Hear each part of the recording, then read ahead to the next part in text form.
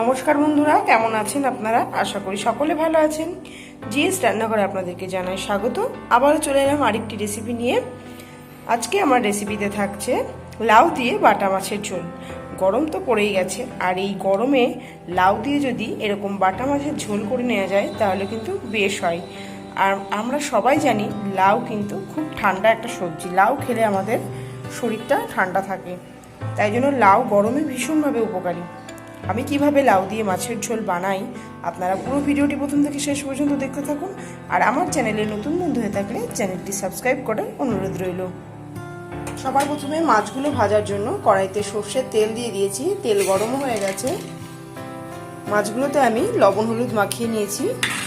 এবারে মাছগুলো একে একে ভেজে নেব।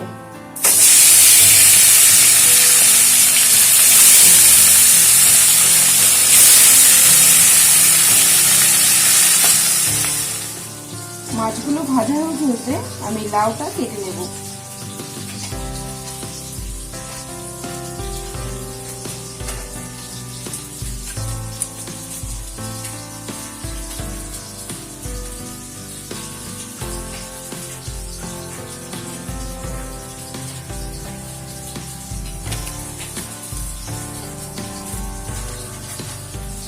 এবারে পাতলা পাতলা করে এরকম পিস পিস করে নেব।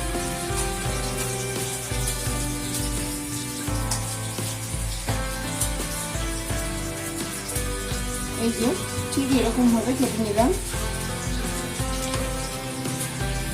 আবারও মাঝখান থেকে কেটে এরকম ছোট ছোট টুকরো করে নিলাম, যাতে লাউ সিদ্ধ হতে কোনো অসুবিধা না হয়।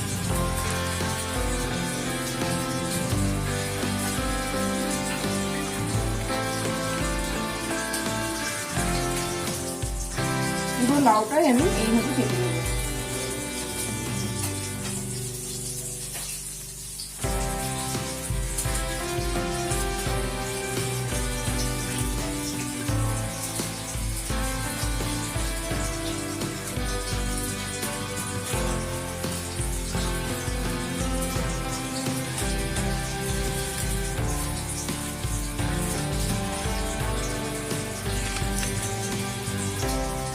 লাউটা কিন্তু একদম কচি, খুব সুন্দর। এদিকে মাছগুলোও কিন্তু খুব ভালোভাবে ভেজে নিয়েছি। এবারে মাছগুলো তুলে নেবো, আর বাকি যে মাছ দুটো রয়েছে একইভাবে ভেজে নেব। সমস্ত মাছ ভেজে নেওয়ার পর কড়াইতে আর অল্প করে একটু সরষের তেল দিয়েছি। ফোড়নে দিয়ে দিলাম সাদা জিরে। এবারে আমি একটা ছোট আলু রেখেছিলাম। আলুটা দিলে ঝোলটা বেশ মাখো মাখো ভাব হবে, সেই কারণে আমি আলুটা দিলাম। আপনারা চাইলে আলু নাও দিতে পারেন। এবারে আলুটাকে একটু ভেজে নেব।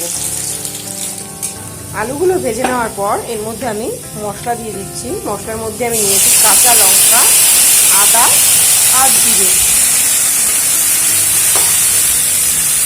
যেহেতু এর ভেতরে একটু আদা দিয়েছি, সেই জন্য একটু মশলাটা ভেজে নেব।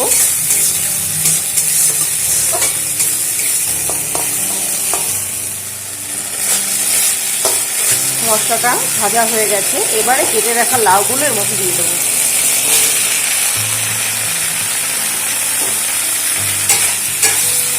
সমস্ত মশলার সঙ্গে লাউটা মিশিয়ে নেব।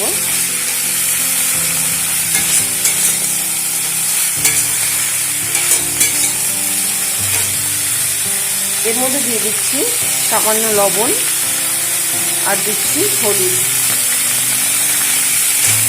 লবণ হলুদ দিয়ে ভালো করে মিশিয়ে নিয়ে বেশ কিছুক্ষণ ধরে লাউটাকে খুব ভালোভাবে কষিয়ে নেব।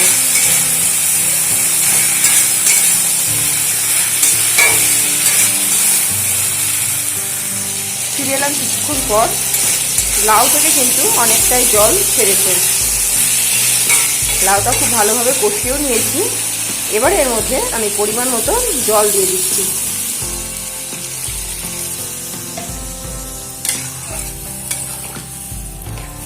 পরিমাণ মতন জল দিয়ে দিলাম।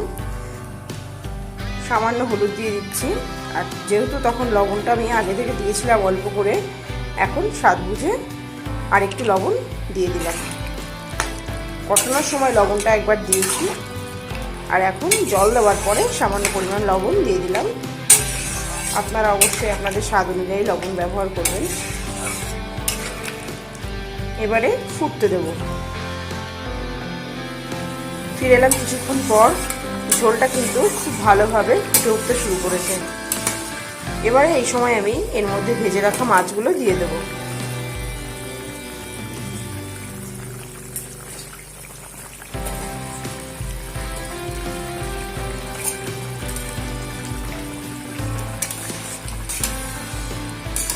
আবারও ঝোলটাকে ফুটতে দেব।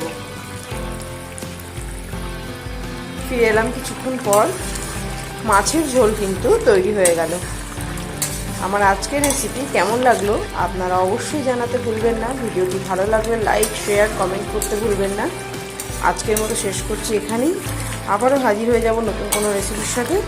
ততক্ষণে ভালো থাকবেন, সুস্থ থাকবেন। ধন্যবাদ।